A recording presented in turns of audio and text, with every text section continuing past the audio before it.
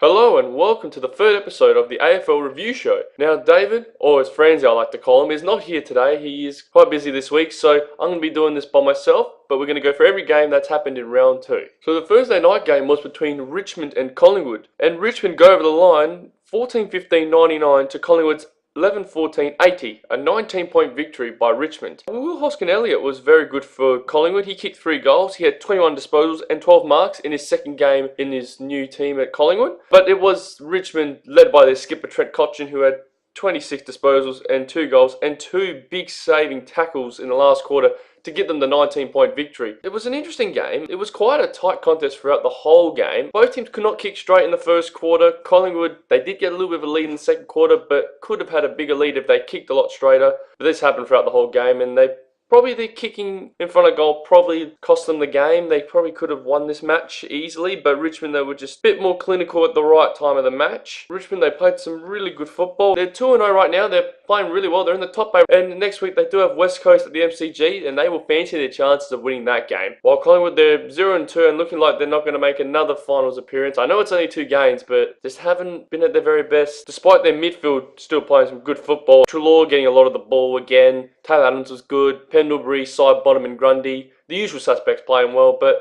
the issue is their defence. They just look a bit shaky, and their forward line is just not kicking enough goals, especially in this game when they couldn't kick in front. Chris Mayne, they got him with the big bucks, and he's just not delivering at the moment. They need him to deliver, and they need the whole team to deliver this round to take on Sydney on Friday night. It's going to be a really tough game, and Sydney 0-2 as well. They'll be looking for their first victory, so it's going to be a tough one for Collingwood if they want to get away from being 0-3. So the Friday night game was between Western Bulldogs and Sydney, and the Bulldogs got over the line 16-14, 110 to Sydney's 13-9, 87. A 23-point victory to the Bulldogs. Now, Sydney got onto a flyer, especially Sam Reid. He kicked 2 early goals. He finished with 6 goals. He's been very good. I think he's kicked 9 goals in the first 2 games. A good comeback so far for Sam Reid. Lance Franklin, he kicked 4 goals. I think he was goalless to half-time, but then he kicked some 2 big goals in the final quarter, both outside 50, to get them back the lead. But then Jake Stringer, out of the centre, bursting through, kicking from 55 to get them back the lead, and pretty much got them the victory there. He kicked 3, Stringer, and so did Travis Cloke. Good to see him getting some goals on the board. But also Marcus Bontempelli, 20 disposals and 6 inside 50s in the second half to give him the big victory there. He finished on 30 disposals in the end and 7 tackles. A very good performance from the Bont. It's a very good game, this one. Sydney started pretty well. Then the Bulldogs, they came back firing. They got a bit of a lead. They had the lead till half-time. Then they got a little bit of a lead in the third quarter. And then Sydney, led by Buddy, got them back in there. Got the lead back. But then the Bulldogs steadied and got the big victory as well. And Liam Pickham was very good in that last quarter, kicking a couple of crucial goals as well. Bulldogs, they're 2-0, playing some good football. And now they have to travel to Perth to take on Fremantle Dockers. I believe they should win that game. They should be 3-0. And their premiership defence all of a sudden is just looking fantastic. Whereas Sydney 0-2, but don't rule them out yet. Their star players probably did not deliver in that game. Hanbury once again just did not deliver, which is quite unusual for his standards. He's a fantastic player.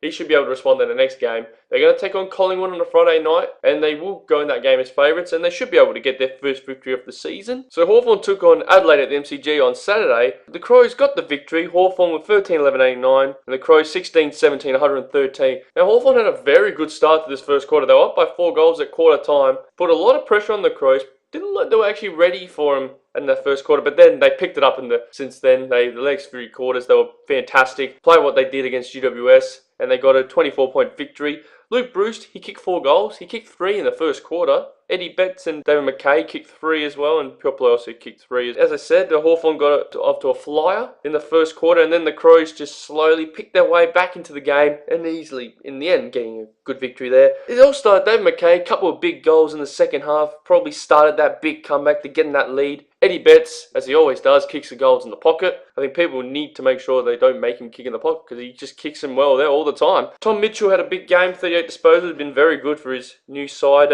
O'Meara, he had 30 handballs in his 36 disposals, but he was getting bit of the ball. Tom Lynch, he had 31 disposals, 14 marks, absolutely pivotal in that game. He led up very well, as he always does. Rory Sloane was brilliant as well. That last quarter, he was instrumental for that team. 25 disposals and 15 tackles. What a game he played. And the Crows 2-0, And now they've got the showdown. They're taking on Port Adelaide, another 2-0 team. And I think this game will be a very good contest. But the Crows will fancy their chances and believing they can get that victory. For Hawthorn, they'll be taking on a fellow team that's not doing that well in the Gold Coast Suns at Metricon Stadium. And they need to get a victory here if they want to give themselves any chance of making finals. Because coming from 0-2 is not easy these days. But Hawthorn, they should do alright and should be able to go to Gold Coast and get a victory there. GWS, they took on Gold Coast at Spotless Stadium, and this was a demolition. Not much else you could really say. GWS 24-16, 160, defeating Gold Coast 8-10, 58, 102 points. Their first ever 100-point victory in their franchise history, the Giants. Well, it's led by Jeremy Cameron. He kicked 6. He's got 10 for the season. I believe he's leading the Coleman right now. And Toby Green, the half forward, the last year's All-Australian, he kicked 5 goals, had 22 disposals.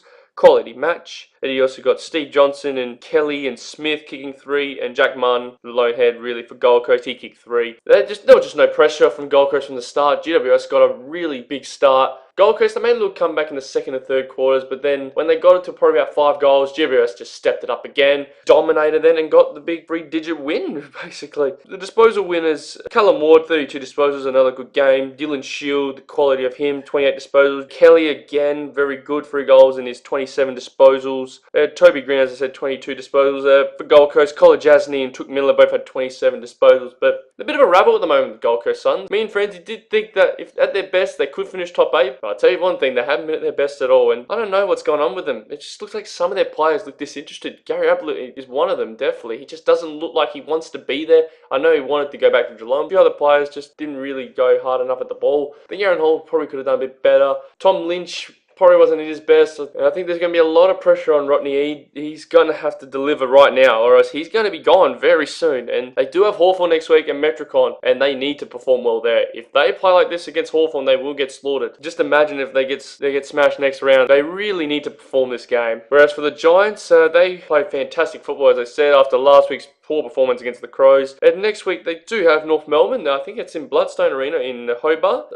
They should be able to get the victory there against the North Melbourne, who were very good last round as well. But I think they should be good enough there to go down to Hobart and play their natural game and get the victory there. First of the Saturday night games, Brisbane Lions and Essendon. Essendon getting over the line, 17-9, 111 to Brisbane's 12-12, 84. Topsy-turvy type of game. Brisbane had a good start. They kicked a couple early goals. Then Essendon got a bit of a lead at quarter time. Then the second quarter, I think they kicked 7 unanswered goals. Absolutely dominated. Got to a 40-point lead heading into just before half time. Then Brisbane, couple late goals. In the third quarter, they made a big comeback to actually get a lead heading into the last quarter, but then Essendon were just too good enough. Their quality and the experience got them over the line to win by 27 points. Orazio Fantasia, how good has he been for the last couple of seasons? He kicked 5. Joe Danaher, 3 straight. Eric Hipwood and Cal Hooker kicking 2 goals, and also Beams, Close, Zaharakis all kicking 2 as well. Major ball winners, Dane Beams, the skipper of Brisbane, 2 goals, 33 disposals. Joe Watson with 33. Zach Merrick continuing his last year's good form with 32 disposals this game. Zorko with 28. Rockcliffe 28. Travis Collier, good to see him on there as well with 27 disposals. It was a good game, this one. Good to see that Brisbane just playing some good football, especially last week after defeating Gold Coast and then nearly defeating Essendon. Next week, they've got St Kilda at Etihad on a Sunday. They wouldn't go in as favourites, but they should give themselves every chance of getting a win there, maybe going 2-1, which would be an unbelievable start for Chris Fagan in his new role as Brisbane coach. Essendon, they've got Carlton next week at the MCG. They should consider themselves as favourites there, and they should be good enough to get the victory there. So hopefully for the Essendon fans, they'll be pretty happy with the way they're going right now. So West Coast took on St Kilda at Domain Stadium, and West Coast, they just got over the line by 19 points, 18-8, 116 to St Kilda's 13-19, 97. St Kilda, they were probably the better team for the whole match. If they kicked a lot straighter, they kicked 13-19. If they kicked straighter, they probably would have won that game. They had a very good first quarter. I think they were very efficient. 14 inside 50s, 13 scoring shots, quite effective. They were very good throughout the whole game, but West Coast, they just dug deep and they just got going and they just snuck the victory. Josh Kennedy kicked 4 goals. Josh Hill with 3. McCartan and Loney and Maverick Weller and Josh Bruce all kicking 2 for the Saints. Jack Stephen, now he actually hurt himself and actually got a punctured lung, but he continued playing. That's just gutsy. That's a gutsy footballer right there. Credit to Jack Stephen. Nearly got the team over the line. Major ball winners are Andrew Gaff, 36 disposals. Brilliant game for him. Pritis, 31. Shuey, 30. Seb Ross, after not the best game against Melbourne, but had a good performance here with 29. Marston with 27. And Dylan Robinson got 26 disposals too. So St Kilda, they actually played pretty well. They played some great attacking football. Their forward line was quite potent, quite dangerous. As I said, if they just kicked straighter, they probably would have won that game. West Coast at home. The crowd got them going. A couple of their star players, as I mentioned, Gaff, Pritis and Shuey, got them over the line. So it was a good victory there. West Coast now, they are 2-0, and they're coming up against another team that's 2-0 in Richmond at the MCG. Quite a danger game for them because they don't usually play well at the MCGs. They really need to come here and get a big win. Whereas for St Kilda, they do have Brisbane at Etihad, and at Etihad Stadium, they've been very good. Besides the first round against Melbourne, they've usually been very good at this ground. And against Brisbane, if they can just put the pressure in their midfield and get their forward line to actually kick straight, they'll actually have a chance of winning this game. So the first of the Sunday games was Geelong versus North Melbourne. North Melbourne led all game besides 1 minute, and that 1 minute counted the most as Geelong 17-10, 112, defeated North Melbourne 17-9, 111. 1 point Geelong won by. North Melbourne were leading for the whole game until George Holland-Smith kicked the winning goal with a minute to go to give him a 1 point lead. And it was led by Dangerwood. Patrick Dangerfield, he got 37 disposals, kicked the goal, and Joel Selwood 26 disposals and having 8 tackles. They were both pivotal in that last quarter. When the game was on the line, those two just reeled their way through the packs, took over the game, and got them the victory. Sean Higgins, I believe, was one of his best games. He's played 27 disposals and 2 goals. He was brilliant. He was on Dangerfield, and he shut him out a little bit in the first quarter. So I don't know why they didn't continue putting him head-to-head with Dangerfield, but he was brilliant. Cunnington had 28 disposals. Robbie Tarrant had 28 touches. Gibson with 27 as well. Zach Tui with 25, and Jamont, Duncan, and Mackie all having 24. You know, they played really well again. Like last week, they played pretty well, couldn't kick straight. This week, they kicked straight. Their pressure was good. Their running carry was very impressive. I love their ball use there off half back. They were rebounding fantastically. It was just unfortunate that they lost in the last minute of the game because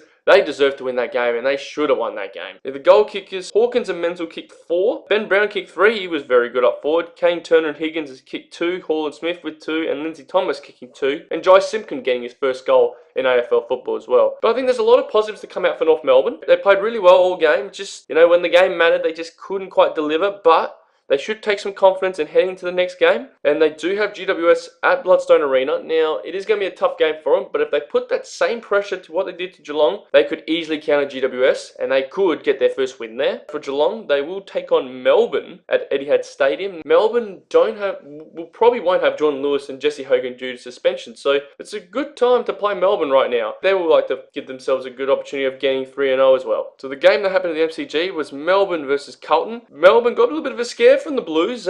They just got the victory, 13-8-86 to Carlton's 9-10-64, a 22-point victory. Carlton were very good throughout the game. They put a lot of pressure on Melbourne. Melbourne didn't look like they were at their best until the final quarter, then they kicked away. Carlton did have a 3-point lead into three-quarter time. Goal kickers are Garlett and Matthew Wright. Both kicked 3 goals. A couple of goals from Jones, Watts and Wiedemann for Melbourne. Major ball winners, led by Clayton Oliver. He had a brilliant last quarter, finished with 35 disposals. Dom Tyson, his first game back for the season, was very good with 32 disposals. Mike Murphy, the Carlton skipper, was good with 31. Salem was very good, effective off half-back with 31 as well. There was a couple issues. Jordan Lewis, he's got a 3-week suspension for a hit on Patrick Cripps. Now, we don't know if they're going to accept that or not. But you'll find out on the AFL website. And Jesse Hogan gone apparently, I think, for 2 weeks for hitting Sam Rowe. Couple of undisciplined acts from both players, especially John Lewis. He's gotten a little bit better than that with his experience, and they'll both likely be missing the next game, which will be against Geelong at Etihad Stadium. And they really needed these two for this game, especially against Geelong, who have come off quite an unbelievable 1-point victory over North Melbourne. At Etihad, now they've broken that drought against St Kilda at Etihad, they can now have that confidence to go back to Etihad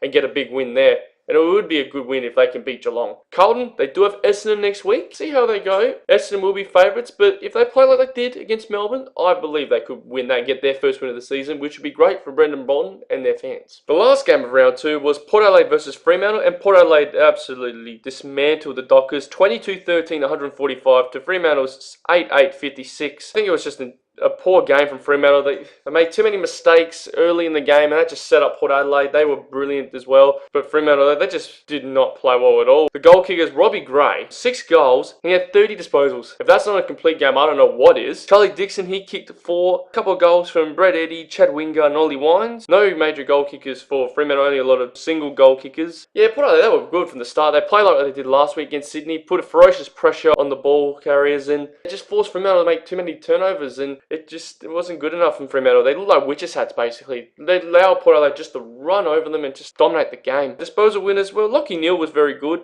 34 disposals. Bradley Hill, I think, was probably one of the best for Fremantle with 31 disposals. Ollie Wines, 31 disposals. Fife had 30. Gray, as I mentioned, 30. Ebert also had 28. And Boken Palpepper with 25. Palpepper's been brilliant again. As I said, 25 disposals, kicked the goal. Doesn't look out of place at all. Yeah, it was a very good performance from Port Adelaide. A fantastic start. Now they're on top of the ladder after that win, and the next game will be the showdown. This is first v second. It's going to be a very exciting contest on a Saturday night. It should be a really good game. It could go either way. Whereas for Fremantle, they looked ordinary. Their midfield, they tried, but their defence just looks slack. Their forward line is just not functioning. There's not much there. Their forward line to kick a big score, and they really need players like Cam McCarthy, Shane Kirsten, the people they did sign to kick some goals, but I don't think they kicked a goal at all, any of those two, in that game. So that's quite disappointing. And they do have the Western Bulldogs back at home, but the way the Western Bulldogs are playing, they could be in a little bit of strife, and Ross Lyon could be in a little bit of pressure, even though he's still got, I think, got 4 years left in his contract. We need to see a bit of a change here, a couple of different players to come in and see what they're made of. I'd love to see a couple of other youngsters, see if they can deliver for this team, because let's be honest, they're in a rebuilding phase right now, and they really need to. And the big question is, will Nat Fyfe stay? Well, we'll find out in the next few weeks whether he will continue to play at the Fremantle Dockers. So that's it for the review. Sorry that Franzi wasn't here, but hopefully he'll be here next week. Hope you guys enjoyed this. I'll see you later.